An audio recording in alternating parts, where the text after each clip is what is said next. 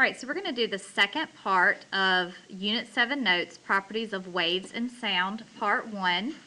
We just did this part the other day, and we're going to go over this little second piece over transverse and longitudinal waves.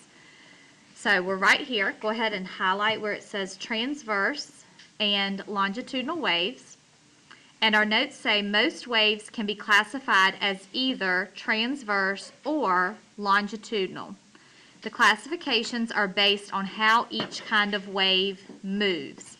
So whether it's transverse or longitudinal depends on how the wave moves. In a transverse wave, the particles of the medium, remember that medium is just a fancy word for matter, they move perpendicularly. And perpendicularly means that one moves this way while the other moves that way. And this is actually the symbol for perpendicular to the path of the wave. And an example of this would be water waves, or in this picture, the way that the string is moving here. This is transverse wave in a rope. So let's take a second and do a little highlighting. I want to highlight the title of this picture, transverse wave in a rope. Then I want to highlight my crest and my trough. Remember that the crest is the highest point on the wave, just like Crest toothpaste. And my trough is the lowest point on a wave, just like a feed trough that you would feed animals in is that low kind of dished out area. So the up and down motion of the rope is perpendicular to the direction of the wave, and then this is the direction of the wave. So the rope moves up and down as the wave moves this way. And remember, all waves transfer what? All waves transfer energy. So energy is being transferred through this rope. Or if it's water, energy is being transferred through water. Flip on over.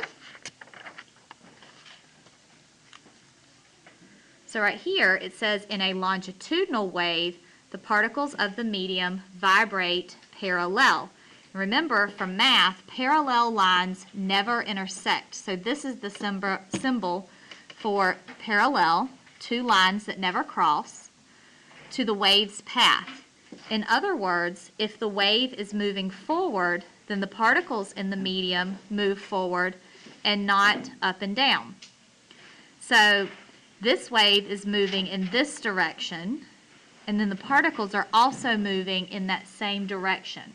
So the wave and the particles and the energy, they're all moving parallel with one another. In these waves, you have a compression where the particles are squished together, and you have a rarefaction where the particles are far apart. And that's what we're going to talk about here. So the part of a longitudinal wave where the particles are close together is called a compression, because to compress means to squish together. The part of a wave where the particles are spread out is called a rarefaction. The wavelength of a longitudinal wave can be measured from the center of one compression to the next, or from one rarefaction to the next. It's just like what we learned the other day, from one same part of a wave to another. Longitudinal waves are sometimes called compression waves. So that's important for us to know. You may see that on another test. It may be a compression wave or a compressional wave rather than a longitudinal wave. And an example of a longitudinal wave is sound. So see this wavelength here from compression to compression, the middle of the compression to the middle of the next compression. And then in this picture, we have a tuning fork, and we are going from a rarefaction where the particles are far apart to a compression where the particles are very close together, a rarefaction where they're far apart, and then another compression where they're close together, and then it goes to the ear. And later on in this unit, we'll learn the parts of the ear and learn the process through which we hear, how these compressions and rarefactions, our bodies transfer them into sounds that we hear. Okay, so now it's time for you to practice. You're going to complete the next little bit on your own using these notes to help you. Let me know if you have any questions.